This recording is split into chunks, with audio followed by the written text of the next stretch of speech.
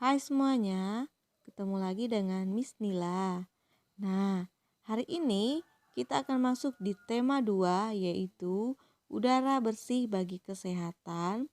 Subtema 1, cara tubuh mengolah udara bersih. Pembelajaran 1.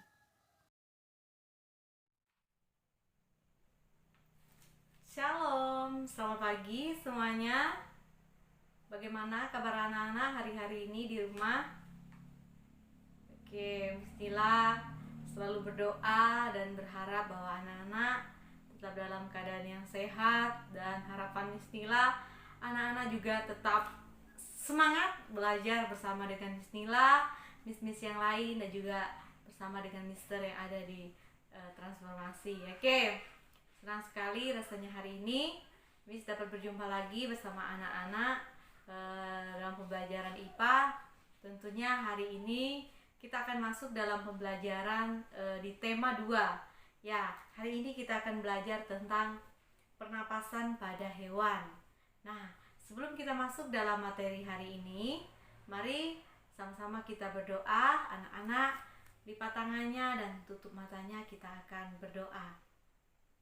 Bapa, kami ucap syukur buat kasih kemurahan Tuhan yang Tuhan nyatakan dalam setiap kehidupan kami.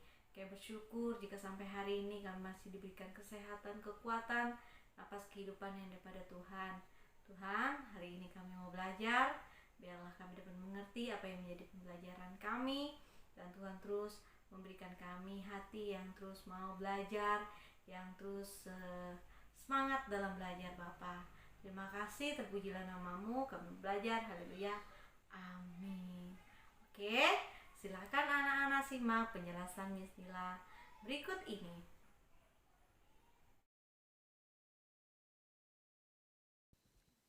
Hari ini kita akan belajar tentang pernapasan pada hewan. Seperti manusia, hewan juga bernapas untuk mengambil oksigen dan membuang karbon dioksida. Namun, sistem pernapasan pada hewan berbeda dari manusia. Bahkan, sistem pernapasan pada hewan pun berbeda-beda sesuai jenisnya. Berikut ini sistem pernapasan pada beberapa jenis hewan. Kita akan masuk dari yang pertama, yaitu alat dan sistem pernapasan pada cacing tanah atau permes. Cacing tidak mempunyai alat pernapasan khusus. Cacing bernapas melalui permukaan kulit. Kulit cacing selalu basah dan berlendir untuk memudahkan penyerapan oksigen dari udara. Oleh karena itu, cacing menyukai tempat lembab untuk menjaga supaya kulit tubuhnya selalu basah dan berlendir.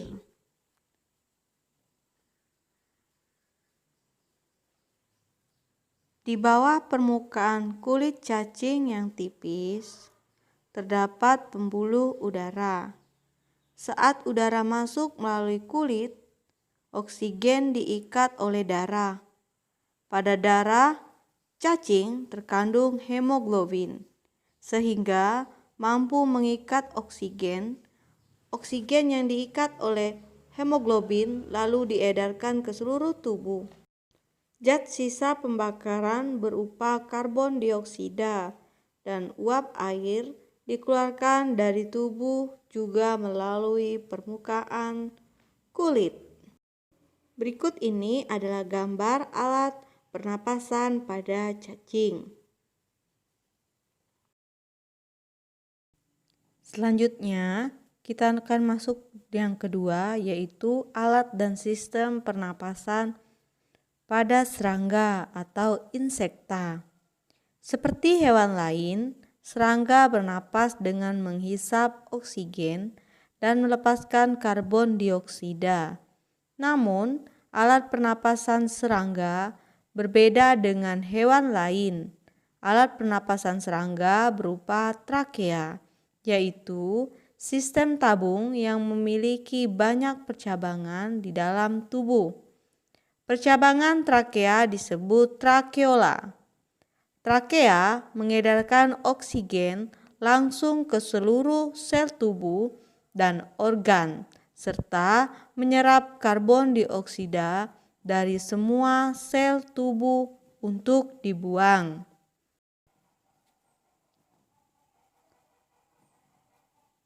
Udara memasuki trakea melalui pori-pori kecil di permukaan tubuh serangga yang disebut spirakel. Selanjutnya, udara beredar melalui pembuluh udara kecil. Sel-sel tubuh mengambil oksigen langsung dari pembuluh udara kecil itu. Karbon dioksida dari sel akan mengalir ke trakeola lalu dibuang melalui lubang spirakel. Nah, anak-anak perhatikan gambar berikut ini alat pernapasan pada serangga.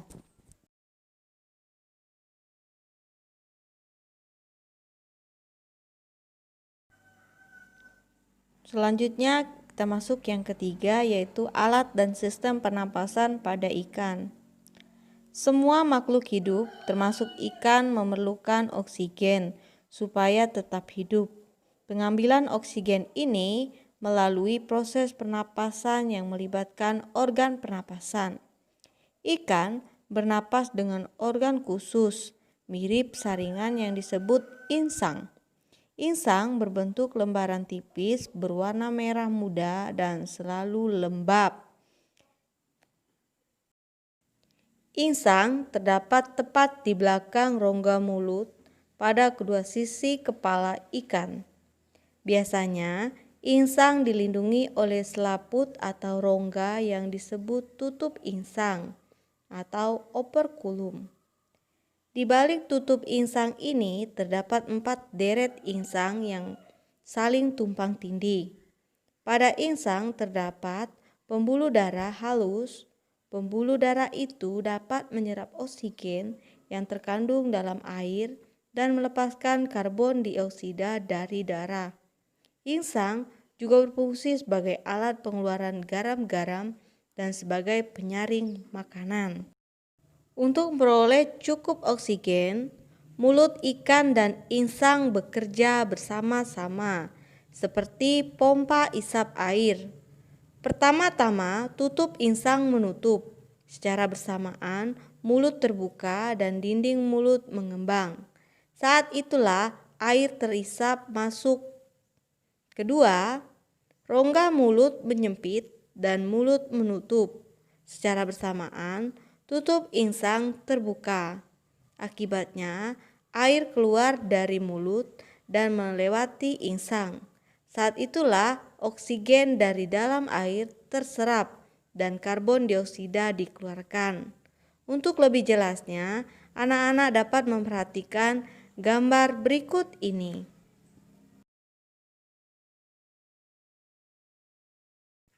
Coba anak-anak perhatikan gambar kedua yang ada bagan pernapasan ikan.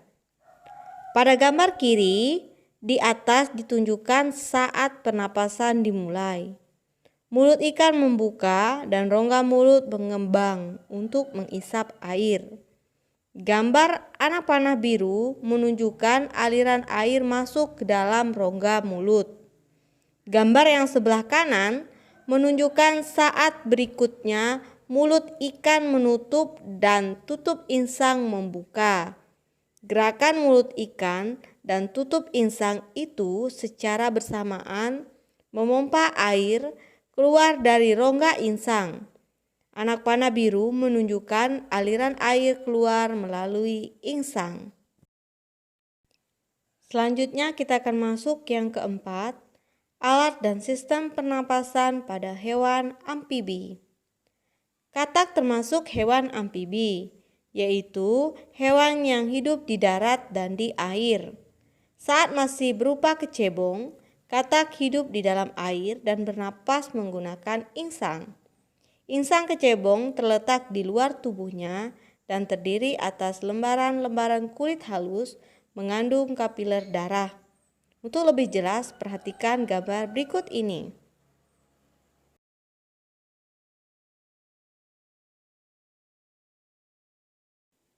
Setelah berumur 9 hari, kecebong bernapas menggunakan insang dalam. Insang dalam akan menyusut seiring mulai berfungsinya paru-paru. Dan katak muda pun tumbuh menjadi katak dewasa. Katak dewasa bernapas menggunakan paru-paru dan permukaan kulit. Di dalam paru-paru terdapat banyak gelembung udara yang sangat kecil, berselaput dan penuh dengan kapiler darah. Di dalam gelembung udara, oksigen diserap dan karbon dioksida dikeluarkan. Selain dengan paru-paru, katak juga bernapas melalui kulit. Permukaan kulit katak selalu basah agar memudahkan penyerapan oksigen dari udara. Selanjutnya yang kelima, alat dan sistem pernapasan pada reptil. Hewan yang termasuk jenis reptil diantaranya ialah ular, kadal, cicak, buaya, dan biawak. Reptil bernapas menggunakan paru-paru, udara masuk melalui hidung, lalu ke batang tenggorokan, lalu ke paru-paru. Untuk lebih jelasnya, silakan anak-anak perhatikan gambar berikut ini. Berdasarkan gambar, paru-paru reptil terletak di dalam rongga dada dan dilindungi oleh tulang rusuk. Paru-paru reptil sederhana dengan beberapa lipatan dinding yang dapat memperbesar permukaan paru-paru. Namun, paru-paru kadal dan buaya lebih kompleks dengan beberapa belahan dan tekstur seperti spons. Pada reptil yang sering berkubang di air seperti buaya, lubang hidungnya dapat ditutup selama menyelam. Dengan begitu, air tidak akan masuk ke dalam paru-paru. Selanjutnya kita masuk yang keenam, alat dan sistem pernapasan pada burung. Burung bernapas dengan sepasang paru-paru. Paru-paru burung terletak di dalam rongga dada. Udara yang mengandung oksigen masuk melalui lubang hidung pada pangkal paru sebelah atas. Selanjutnya, udara masuk ke pembuluh udara yang disebut trakea. Dari trakea, udara sebagian masuk ke paru-paru dan sebagian lagi masuk ke kantong udara. Burung menghirup udara sebanyak-banyaknya saat tidak terbang. Sebaliknya, saat terbang, burung tidak menghirup udara. Udara diembuskan dari kantong udara ke paru-paru. Nah, coba anak-anak perhatikan gambar ini. Nah, di sini ada dua contoh gambar. Yang pertama itu ada gambar burung dengan kantong udara yang terisi. Kemudian ada gambar burung yang kedua itu kantong udaranya kosong, paru-parunya yang terisi. Nah, coba perhatikan di samping kanannya lagi, di situ terdapat gambar kantong udara dalam paru-paru. Nah, berdasarkan gambar ini, kantong udara burung berfungsi sebagai tempat penyimpanan udara. Saat tidak terbang, burung menghirup udara sebanyak-banyaknya. Udara yang dihirup itu kemudian disimpan dalam kantong udara. Saat terbang, burung tidak menghirup udara melainkan mengambil dari kantong udara.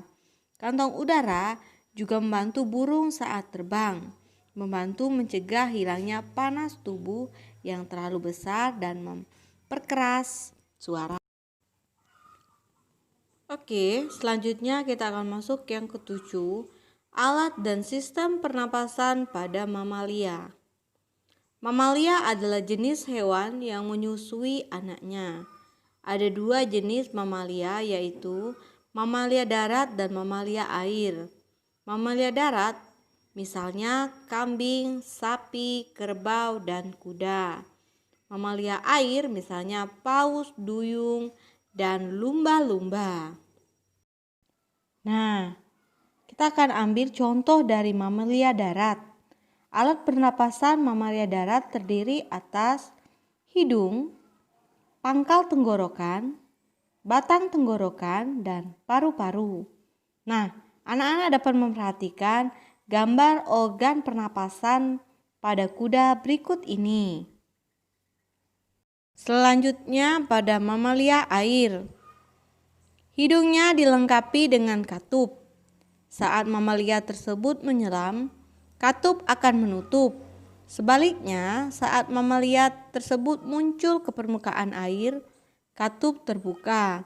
Saat itulah mamalia air tersebut akan menghirup oksigen serta mengeluarkan karbon dioksida dan uap air.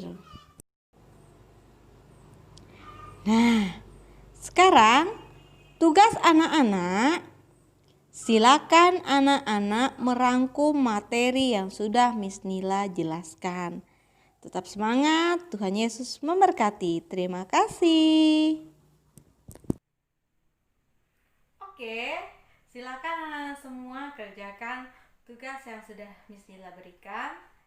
Pastikan ketika kalian menemukan kendala dalam pembahasan materi yang Miss Nila berikan, kalian langsung menghubungi Miss Nila ya, supaya Miss Nila dapat membantu anak-anak untuk memahami materi yang Miss Nila berikan. Harapan Miss Nila tetap semangat dan jangan malu untuk bertanya.